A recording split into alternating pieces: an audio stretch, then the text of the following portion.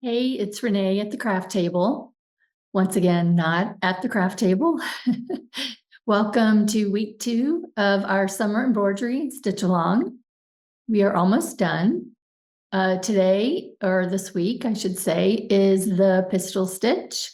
I have demonstrated that in a couple of places. It's fun stitch, not too complicated. Hope you're using the opportunity with this week and, for instance, last week as well, where the video tutorial was not very long, to maybe catch up on some of the other weeks. I know I've been trying to fill in certain areas of my fabric panel, going back and doing stitches that, we learned earlier in the stitch along. Now that, we've gone through most of the stitches, I can now go back and decide some other places where I might want to use a particular stitch. So hopefully you're doing that as well. Next week, we will be doing the woven wheel stitch. And then the following week, we will talk about what to do with our completed stitch panel. So we're almost there, and I hope you enjoy learning how to do the pistil stitch. Or if you already know how, just refreshing your memory a little bit and finding places to use it in your stitching. I embroidered the pistil stitch on the flower antennas that you see here. It looks like I stitched a long straight stitch and then did a French knot on top. But it's basically combining the straight stitch and the French knot all in one step. A different look would be stitching a series of back stitches like I did here, and then doing a French knot on top.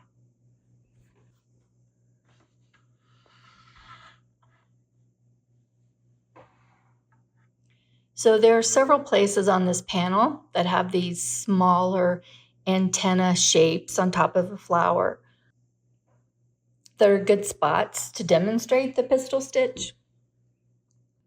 So I'm going to stitch these 3 right here. I brought my needle up, my thread and needle to the front at the base of my stitch, which is the base of the shape. And I'm going to wrap the thread around my needle 2 times. I'm going to wrap the thread around my needle a little bit higher up, so there's a little bit of give, and to make sure there's plenty of room in my thread so that I can do my French knot at the top. So I've wrapped my needle with a thread 2 times, and I'm putting my needle down where I want the French knot part of the stitch to be. And I'm still keeping the tension like I would with the French knot in my left hand, holding that thread.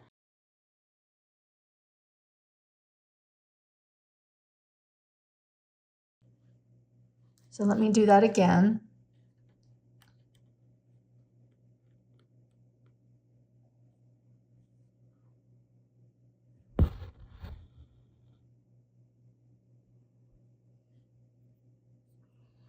Wrapping my needle with the thread 2 times.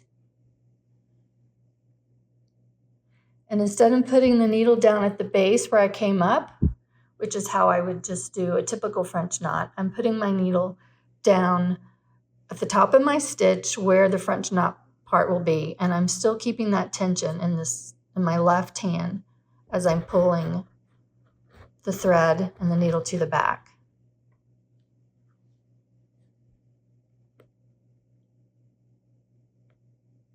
And then one more time.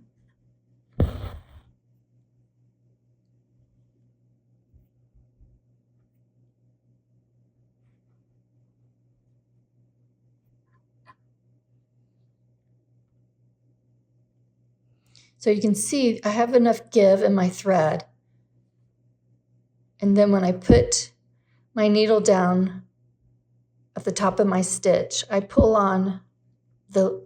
tighten the thread in my left hand, and I hold it taut while I am pulling, and I hold it taut while I'm pulling my thread to the back.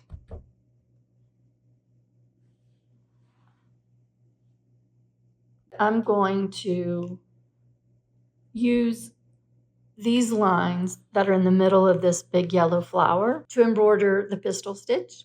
And I've been trying to decide if I want to start my stitch on the outside of the lines and then carry the line beyond the brown line and do my French knot part right here in the center of the circle so that they all kind of go in, and then you've got centered, you've got that round center filled with French knots.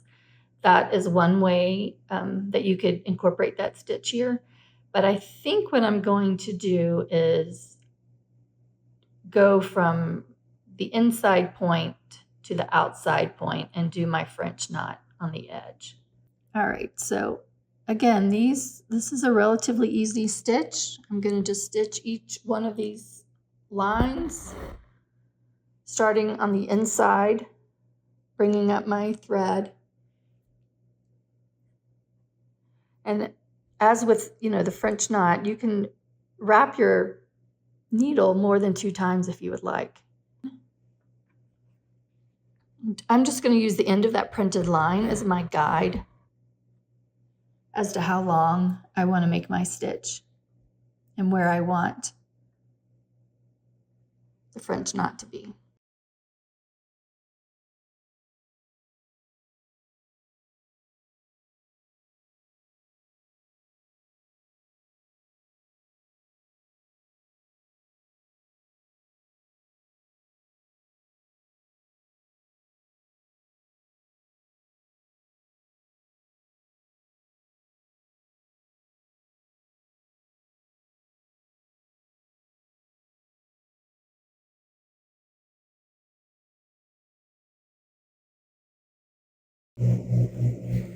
There you go.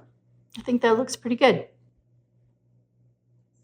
Something a little bit different than just doing straight stitches or back stitch on a straight line. You can just incorporate the pistil stitch, and that way you get a little bit of flair with the French knot at the end. So I have embroidered the pistil stitch here, here, here, and here. Let me know what you think, and I will see you next week where we do our final stitch of the summer embroidery stitch along, and that is the woven wheel stitch. Happy stitching!